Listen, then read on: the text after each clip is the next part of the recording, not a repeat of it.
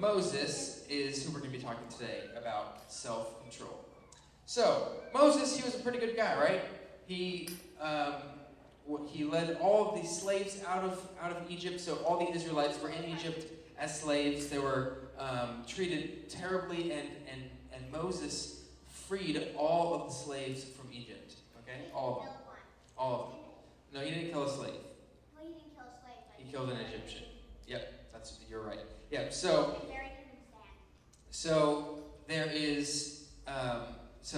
Moses is a pretty good guy, right? He's done a lot of important things. He's leading the Israelites out of Egypt, and they're going in the wilderness looking for the promised land. Okay, that's what the land that God had promised his people, the Israelites, when they left Egypt, and he would take them to the promised land.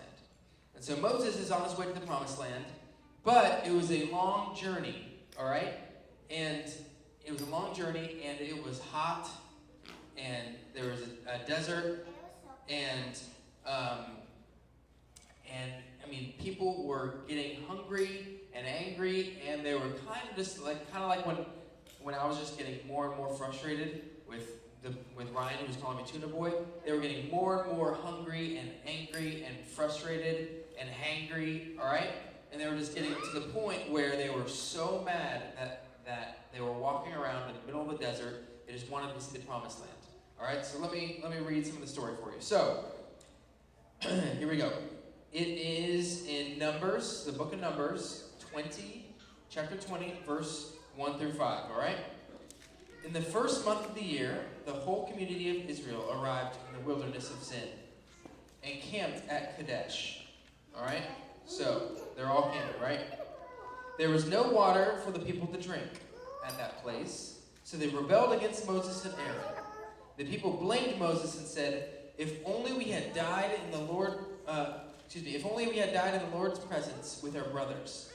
Why have you brought the congregation of the Lord's people into the wilderness to die? Along with our livestock.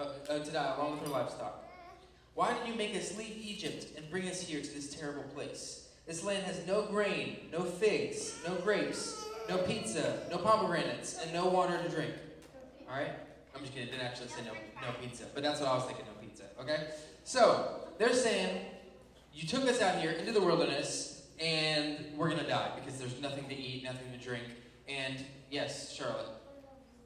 What? Oh, you'll see. So they were so angry because they were starving and they were thirsty, and they were like, Moses, we would rather go back to Egypt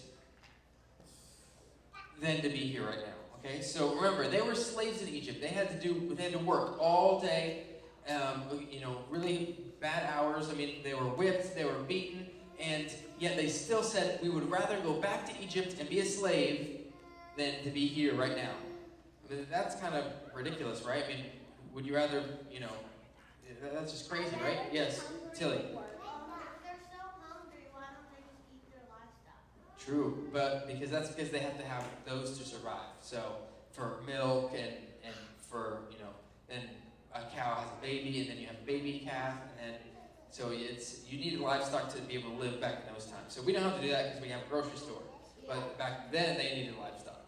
But they were so hungry that they needed to eat something and they needed to drink something. So Moses, being the leader that he was, he realized that there was a need, and he realized his people were angry, and so he was. Remember, these people were all angry and all tired and all hungry, and so Moses would have been the same. He would have been just as tired, just as hungry, just as thirsty, but he was dealing with all these people complaining. Okay, has anyone just heard someone complain about everything before?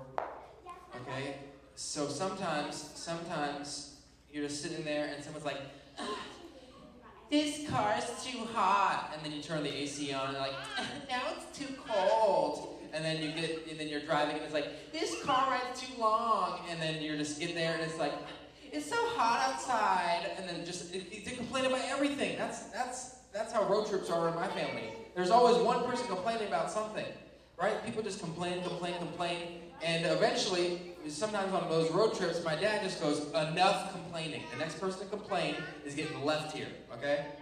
So, not actually, but that's what he jokes. So, all these people are complaining, right? Moses is here. Moses, we need water. Moses, we need food. Moses, we need promised land. Moses. And so he's about to lose his mind. So he and Aaron, his brother, go off, and they go to talk to God. All right? So they ask God for help in this situation.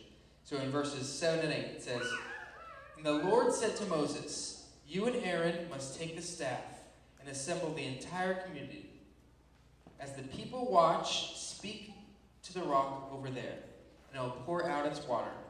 You will provide enough water from the rock to satisfy the whole community and their livestock.'" Okay? So, he tells them pretty simple instructions, right? There's a big rock. He said, take your staff, go over, talk to that rock, and it will release water. I know, it's kind of weird, right? Talk to the rocks, he shouted. "Must we bring you water from this rock?" Then Moses raised his hand and struck the rock twice with his staff. And water gushed out, so the entire community and their livestock drank their fill. Okay? So what did he do? So he was asked to go talk to the rock, say, "Yo, what's up, rock? Could you give me some water?" And then the rock would be like, "Yo, boom." Okay? Water, all right? But what happened? Did he go over there and talk to the rock? No, what did he do? He struck the rock with his staff. He was so frustrated, he said, "Listen, all you people that I don't like very much right now, look at this rock. See this rock? You want some water? Boom!" Okay? That's what he said. Now, he didn't obey God's instructions. He just lost his self-control. He was so tired of all these people just annoying him and just complaining and fighting and all this stuff that he was just so tired of it and said, "You know what? It's going to take too long to talk to this rock. I'm just going to smack it." And so it pours water out. Okay? So the water still came out, but Moses lost his self-control and didn't obey God's very specific instructions. So, God, was probably pretty angry with Moses, right? So we're going to read about what he said to Moses. "But the Lord said to Moses, 'Because you did not trust me enough to demonstrate my holiness to the people of Israel, you will not lead them into the land I have given them.'" All right, so this goes back all the way to Egypt, okay? So in Egypt, God said, I'll have Moses lead you to the promised land. That's what he said to the Israelites. So Moses leads them out of Egypt, and he's going to the promised land, and then all this is going on. He loses his self-control, and because he loses his self-control and disobeys God, that God said, "You know what? You are not going to lead them to the promised land. My people are still going to go, but not with you, Moses.